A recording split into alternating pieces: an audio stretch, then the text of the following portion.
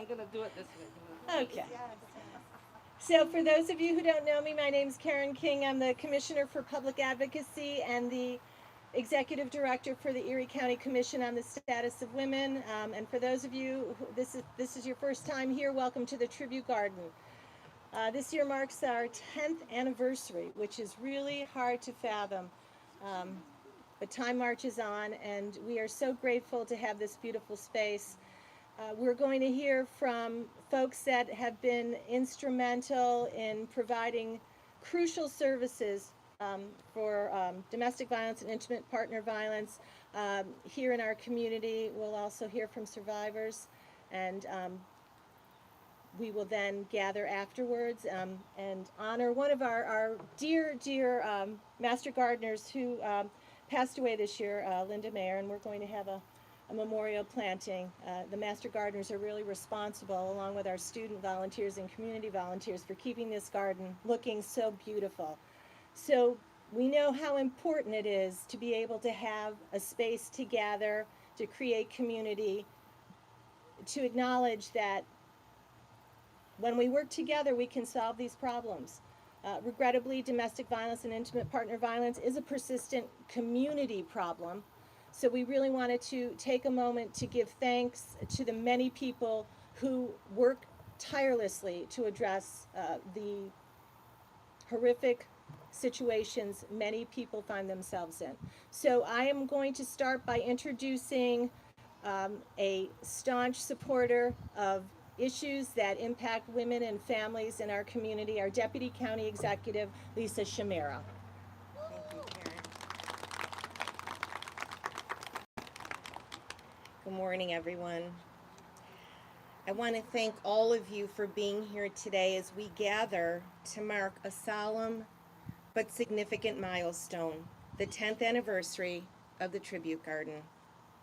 10 years ago, this tribute garden was planted not only in soil, but in remembrance, in hope, and in resilience.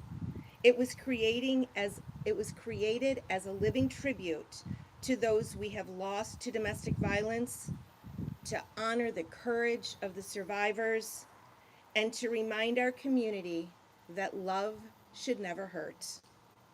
Each flower, each tree, each stone in this garden tells a story of heartbreak, of healing, and of hard-won strength. It stands as a quiet but powerful witness to the lives impacted by domestic violence, and as a promise that we will never forget them. Over the past decade, this garden has become more than a place of remembrance. It has become a space for reflection, for education, for action, and for unity. Survivors have walked these paths. Families have found comfort here. Advocates have found inspiration. And all of us have been reminded of the work that still needs to be done. Today, as we commemorate this 10-year anniversary, we honor the lives that were taken too soon. We uplift the voices of our survivors, and we recommit ourselves to building a world where safety, respect, and dignity are not the exception, but the rule. Let this garden continue to bloom as a symbol for our unwavering commitment that we will speak out, we will support, we will remember, and we will not rest until every home is a safe one.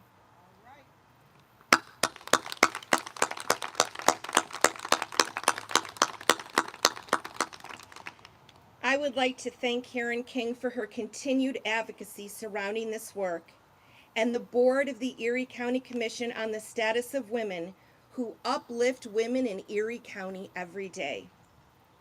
And I'm looking out and I see so many amazing domestic violence partners who embrace this critical work. Thank you.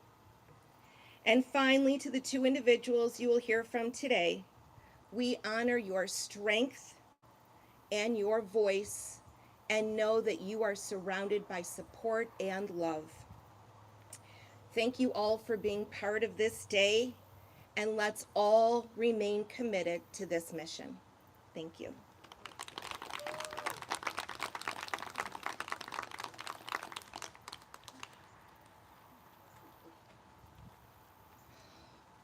Oof. This is going to be an emotional morning, I can tell.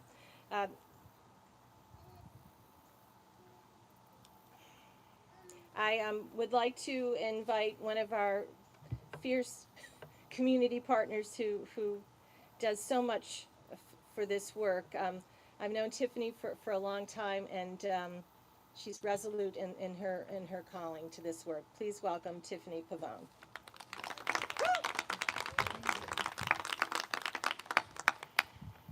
I've been in this work so long that now I have to bring an iPad where I can put what I'm saying very large. But hello, I am Tiffany Pavone. I am Director of Victim Services of Child and Family Services Haven House. But I also stand here as a chair of the Erie County Coalition Against Family Violence. And I thank you all for being here today, for showing up, standing up, and for honoring what this space truly means and represents. This garden is more than flowers, more than a beautiful place to visit. It's a sacred place, built from heartbreak and hope, from loss and love. It's a space that tells the story of so many, stories that are often hidden behind closed doors, stories that are hard to speak, but impossible to forget. As someone who works closely with survivors every day, I can tell you healing isn't linear. It's a messy, painful, and courageous work. Sometimes it starts with a whisper asking for hope and help. Sometimes it starts with running. But always, always, it starts with someone choosing to believe that they deserve more. And from there, a new story begins. This garden honors those who never got the chance to write their next chapter. It holds space for their memory, for their names, and for the deep love of their families and friends who carry them with them every day. It also honors those who have survived, who walked through the fire and came out on the other side, not untouched, but unbroken, and even stronger. Working in this field, we carry so many emotions: grief, frustration, hope, gratitude. But what keeps me going, what grounds this work, are the moments of connection. A survivor calling to say they feel safe for the first time in years. A child sleeping peacefully for the first time in shelter. A moment of laughter during counseling, when healing breaks through the pain. This garden is for those moments too. To our community, thank you for being here, for keeping this space going. It tells survivors you matter, you are seen, and you are not alone. We want to let this garden grow as a symbol of love over fear, peace over violence, and community over silence. May it remind each of us why this work matters and why we must keep showing up for each other. Domestic violence survivors are the last ones to reach out and ask for help. We need to know the signs, we need to be looking out for each other, and we need to extend a helping hand and provide people with the resources and support that exist. Because we are fortunate in this community that we have a lot of support and community partners. I'm not in this alone. None of us are in this alone. There is a full network of survivors, and people need to know that we exist and that we're here and that you're not alone.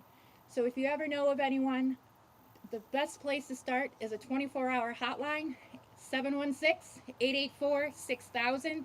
That's the Haven House hotline, 24/7, always an advocate to personally speak and get you connected with the resources and support that you need. Thank you for letting me be part of this day, and thank you, most of all, to the survivors, past, present, and future, who remind us every day what true strength looks like. Thank you.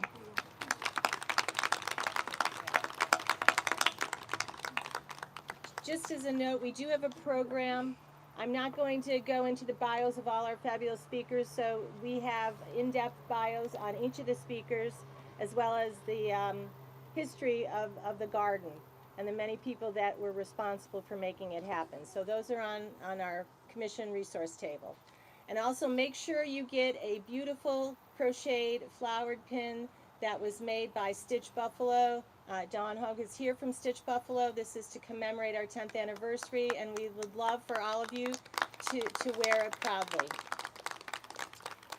Next, I'd like to bring a former board member, advisory board member, to the podium.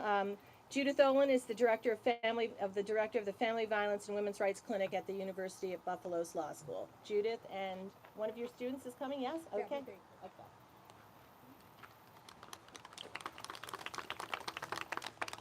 Good morning.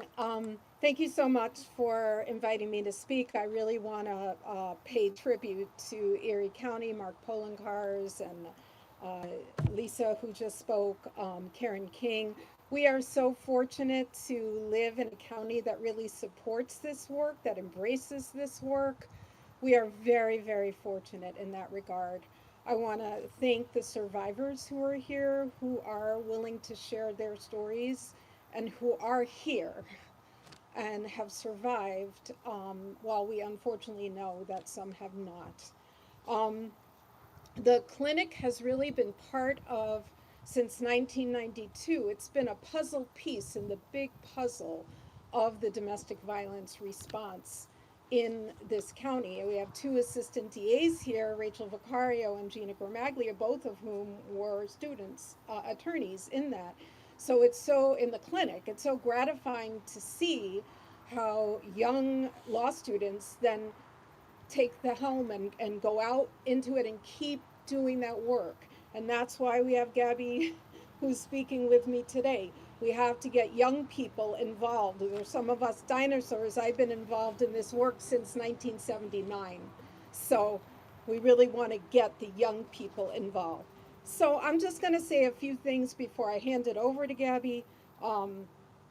We know that in New York State, crime is decreasing. Homicides are decreasing. But when we look at the domestic violence statistics in Erie County, we see a different picture. Between 2022 and 2023, domestic violence crimes increased by 13% in Erie County. The Division of Criminal Justice homicide statistics for family violence for 2022 was 15.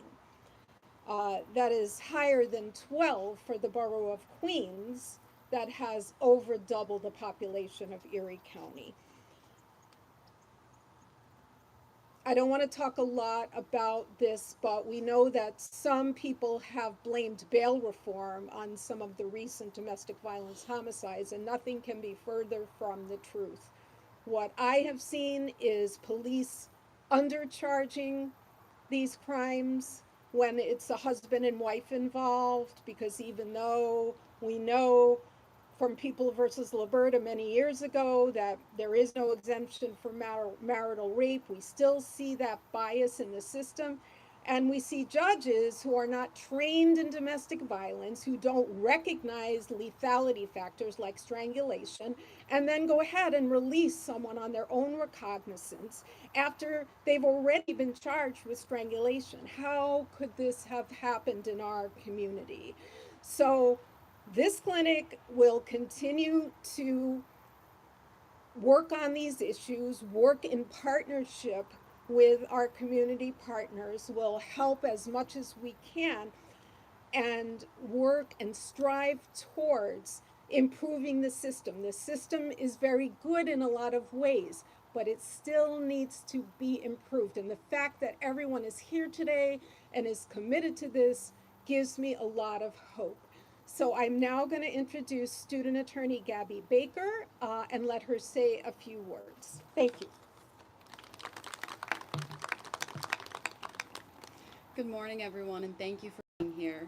As Professor Olin said, my name is Gabby Baker, and I'm a student attorney with the Family Violence and Women's Rights Clinic. Throughout my time with the clinic, I've been able to work personally with clients on a range of matters from divorces, custody and child support, and of course family offense petitions. And I've also had the great opportunity to get involved in, really meaningful community outreach programs. So I'm very thankful for that. And given the troubling statistics that Professor Olin spoke about, I'd like to draw attention to 3 issues that we've seen in one of Erie County's largest police jurisdictions that are actively preventing victims and survivors of domestic violence from obtaining effective assistance and protection. First, this jurisdiction only allows certain detectives to serve orders of protection, unlike many of its neighboring jurisdictions that permit and require patrol officers to serve such orders. This creates unnecessary delays in service, which are not only harmful to the victim, but may be contrary to state law, which requires that an order of protection be served as promptly as practicable.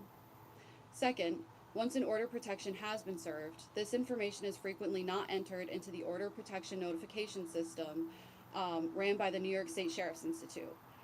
The Order of Protection Notification System, created in 2009, allows petitioners of an order of protection to enter their contact information to receive updates when their order has been served. As we know, the 24 hours after leaving a domestic violence relationship is the most dangerous time for a victim. Because of this, it is crucial for someone leaving a domestic violence relationship to be informed and prepared. Properly entering information of service into the order of protection notification system is the most direct way to ensure that the petitioner has this potentially life-saving information. Finally, when an order of protection is unsuccessfully served, anecdotal reports indicate that family court clerks may remove the affirmation of non-service and recirculate the petition, rather than forwarding such information to the respective party or their legal representative so that efforts can be made to serve the respondent through alternative means. Such miscommunication between the police, courts, and legal representatives creates unnecessary delays that may have detrimental impacts on petitioners. Throughout the 6 years that I've lived in Buffalo, and especially during my time in the Family Violence and Women's Rights Clinic, I've seen firsthand how the extensive network of community organizations, advocacy groups, and legal services have come together to improve the well-being of this community. I'm confident that these organizations will continue to work diligently to make further improvements in these areas, and I'm thankful for the opportunity to bring these issues to your attention. Thank you.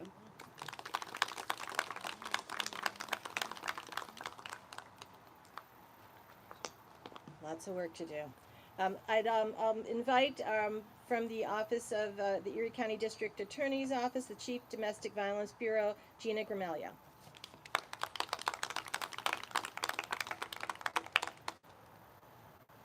Good morning, everyone. I'm Gina Gramaglia, and I'm the Bureau Chief for the Domestic Violence Bureau at the Erie County District Attorney's Office.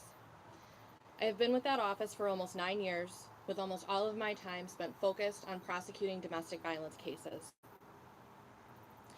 I, along with my Assistant Bureau Chief, Rachel Vicario, who is also here with us today, currently supervise 5 Assistant District Attorneys within our Bureau who work solely on felony-level domestic violence cases, as well as 1 Assistant District Attorney who focuses on cases that are heard in the Integrated Domestic Violence Court.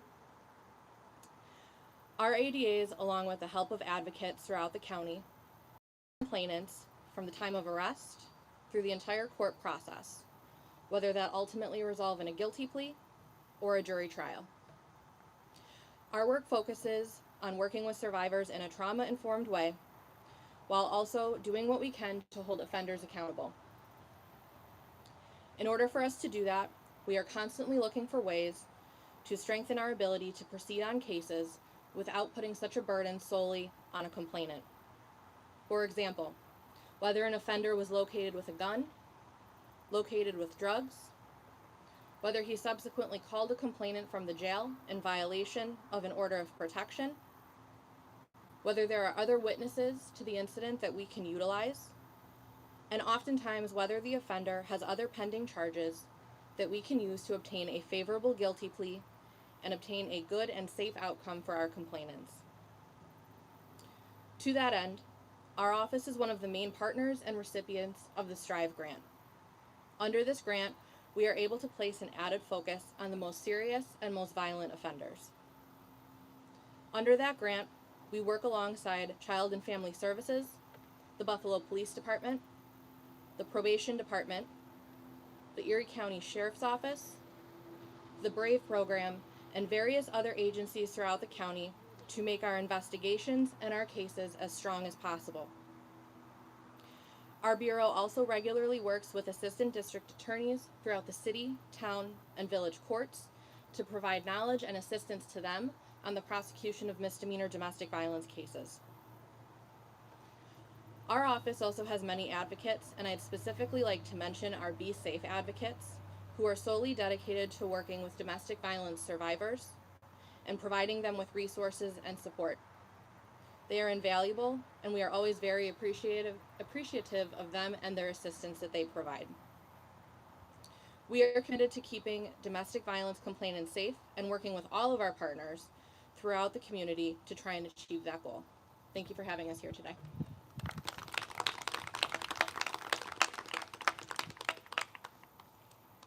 And now we'll hear from the state. Jara Traina is the General Counsel for the New York State Office for the Prevention of Domestic Violence. Good morning. Thank you. I'm Jara Traina, General Counsel of the New York State Office for the Prevention of Domestic Violence, or OPDV.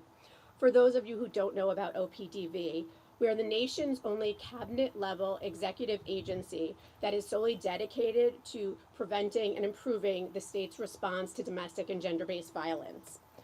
Our role is to advise the governor and the legislature on the best policies and practices to improve this, to train professionals across the state, including law enforcement, CPS, and various other professionals, and to serve as a resource on the issue of domestic violence. We also work to improve New York State's response to and prevention of domestic violence with the goal of enhancing the safety of all New Yorkers in both their family and intimate relationships.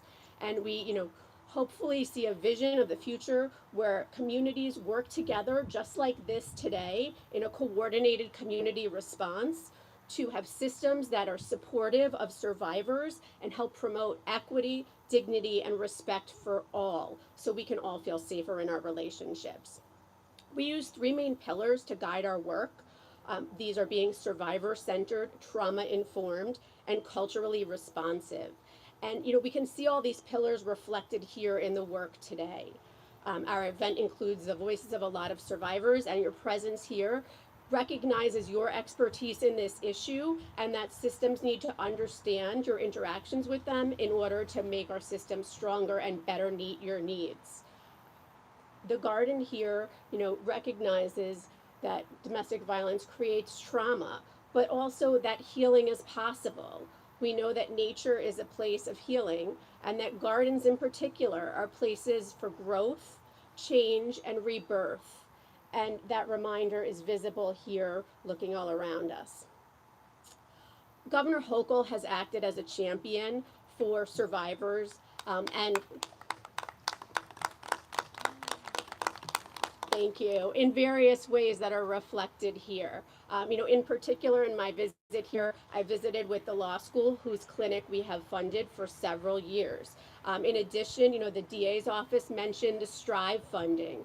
That stands for Targeted Statewide Reduction in Intimate Partner Violence. And the governor secured over $37 million per year to be distributed proportionally across the state to help communities re-engage that community coordinated response.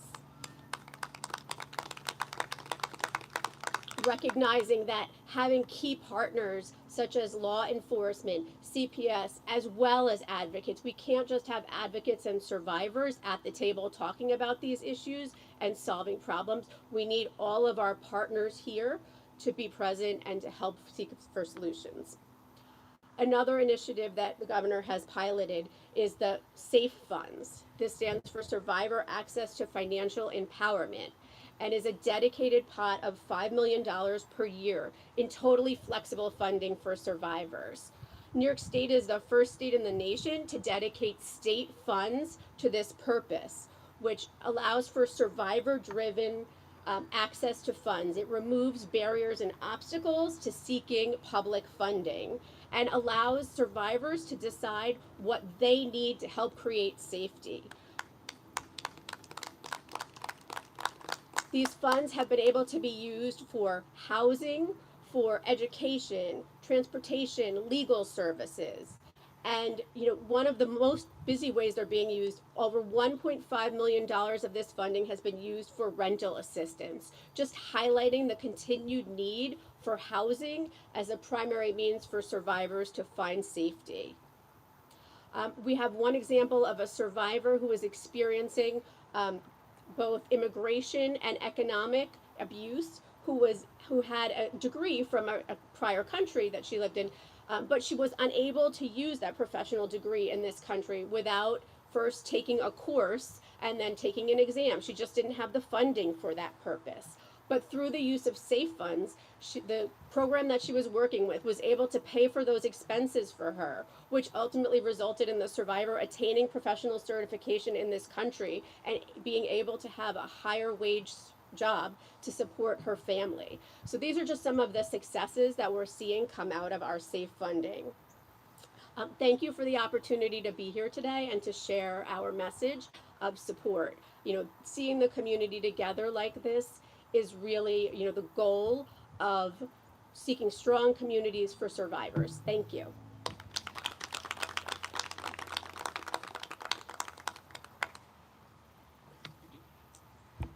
Now I would like to pivot to welcome to the podium one of our DV service providers in the community from RAHAMA, Nancy Abdelhaq.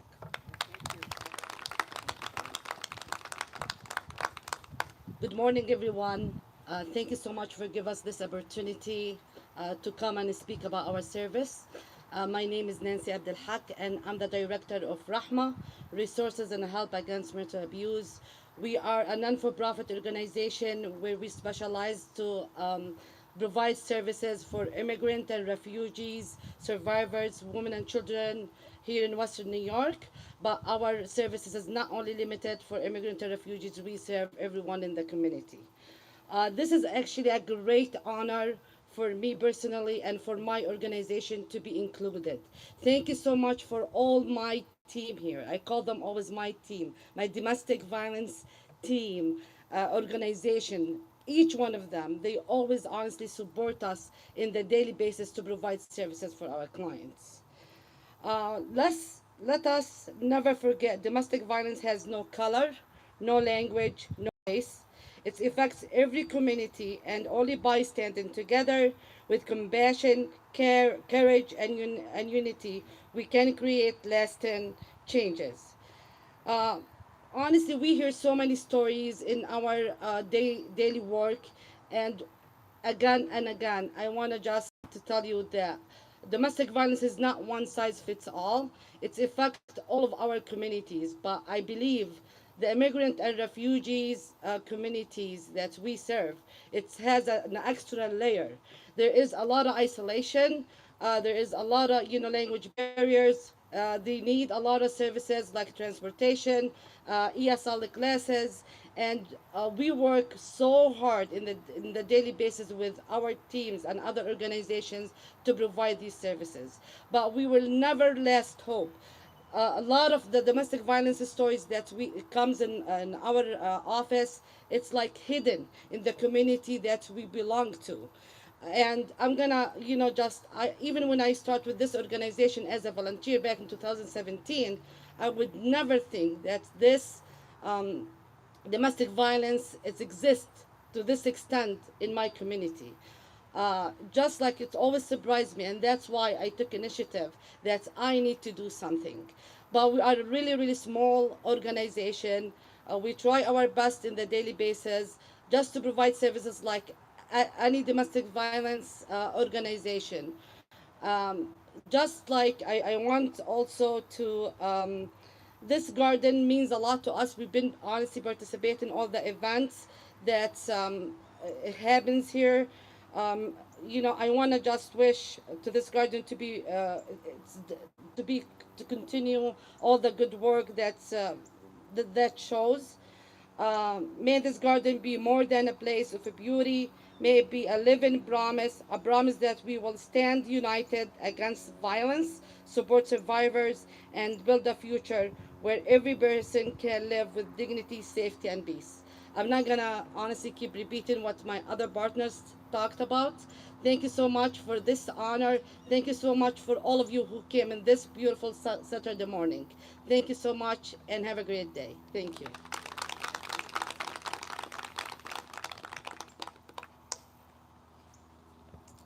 Thank you, Nancy. So we've heard from service providers, we've heard from law experts, law enforcement, government entities, and I thought it appropriate to close with our very courageous survivors.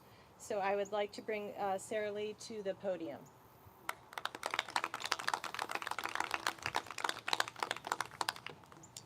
Leaving an abusive relationship is hard. It is the hardest thing I have ever had to do. I have lived my whole life in a home with domestic violence. In October of 2023, I began to shed the weight with attempt number 8. And on December 14th, 2023, 2 days before my 40th birthday, I had to flee. My name is Sarah Lee, and I am a domestic violence survivor.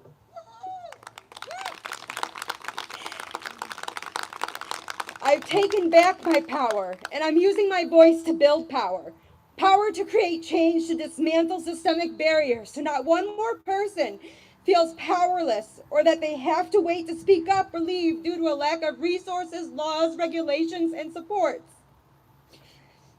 In 2016, I began learning how to build power by sharing our stories to connect with others to create change. This was the beginning of building my own power, while connecting with community, finding strength and vulnerability, and speaking truth to power. I warn you now that some of what I might share this morning may trigger you. If leaving an abusive partner were easy, we wouldn't return leaving the first time. Domestic violence is not a private family affair, but a public health and human rights crisis. As survivors, we not only have to fight an oppressor inside the walls of our own homes, but society's judgment and the systemic violence our institutions uphold. In a system stacked against you, it's no wonder many of us turn to the evil we know. The more I learn, the more passionate and angered I become, especially the fact that I'm 11 years older than the Violence Against Women's Act, which was enacted in 1994 when I was 9 or 10 years old. That is unacceptable. The last time my father put his hands on my mother, it was 1996. I was 12, going on 13.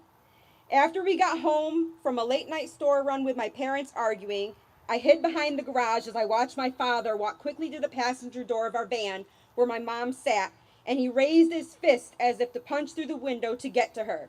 My mother looked terrified.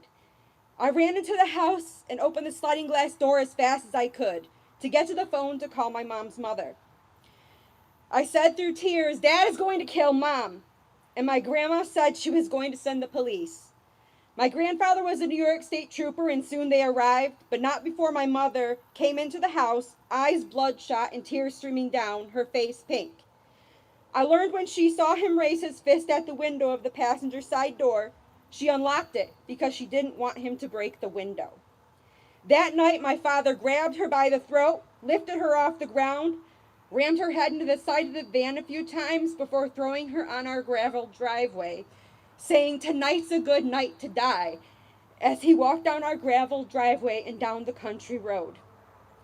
In January of 2022, my abuser and I got into a discussion that turned into an argument, where it escalated to my abuser following me into our bedroom, where I began dissociating by folding towels, because tidying up is one of my trauma responses.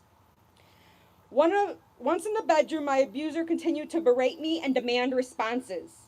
At one point, my abuser grabbed a dense pillow from the bed and began wailing on my head and body with multiple blows, simultaneously proceeding with a verbal assault.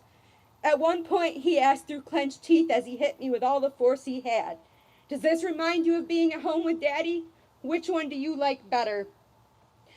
Domestic violence is an intersectional issue that does not discriminate. It's a workers' rights issue, a social service and public health issue, a criminal justice and judicial system issue, a social, racial, environmental, and economic justice issue, a housing, transit, and healthcare issue, an educating childcare and funding issue, and so much more.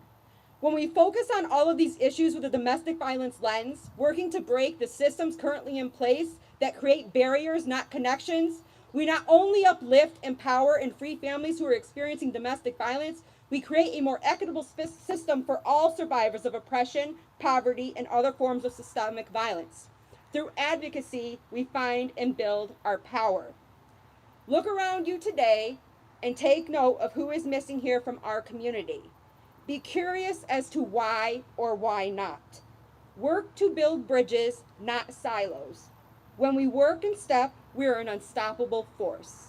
My name is Sarah Lee, and I am a domestic violence survivor. Thank you for listening.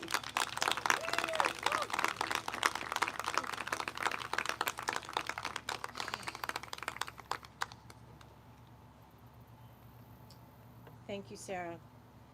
Now I would invite Star Cooper to come to the podium.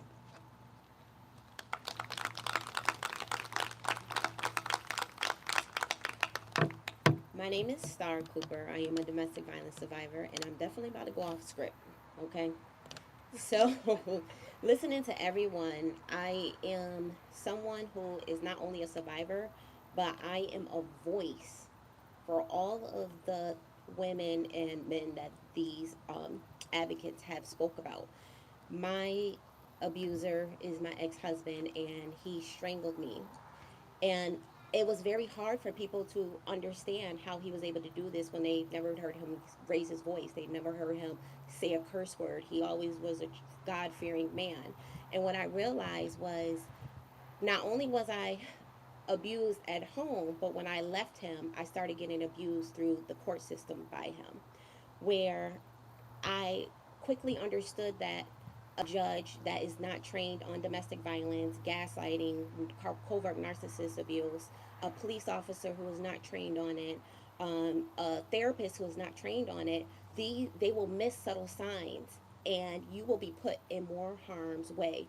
I was part of the Family Justice Center's high-risk team for him killing me because of the overall circumstance that me and my children were in. The Family Justice Center was one of the first places where I was able to go and be seen and be heard and have a safe space where someone believed me. I remember asking my ex-husband after he did strangle me why he did it. He told me no one would believe me, so I might as well just forget about it. And he was right. It was very difficult, and it still is very difficult for people to believe that someone that they knew for so long is capable of doing it. I went gray rock for 4 years. I disappeared. And last year was the first time I came out in public.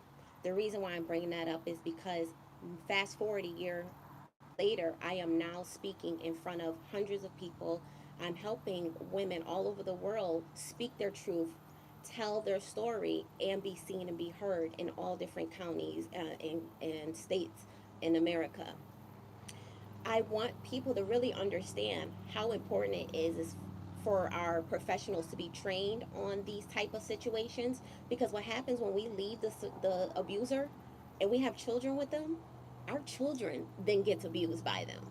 Our children describes gaslighting when they don't even realize they're describing gaslighting, when they don't even understand they're being manipulated. And we need to tighten up, as these women had said, the system to get our professionals trained, because we're creating more generational trauma and it's just not going to end. So that's why I am not a survivor, but I am a voice and I am a face for these type of situation and these type of women and children that need our assistance. So I thank you so much, and I appreciate you guys hearing my story.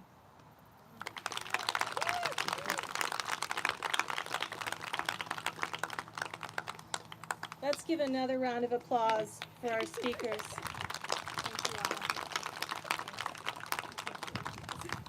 Really an honor to work amongst you. We are going to have a few words about one of our dearly departed gardeners, Linda Mayer. There's a photo montage of Linda. For those of you that have been involved in the Plantathon, you know who I'm talking about.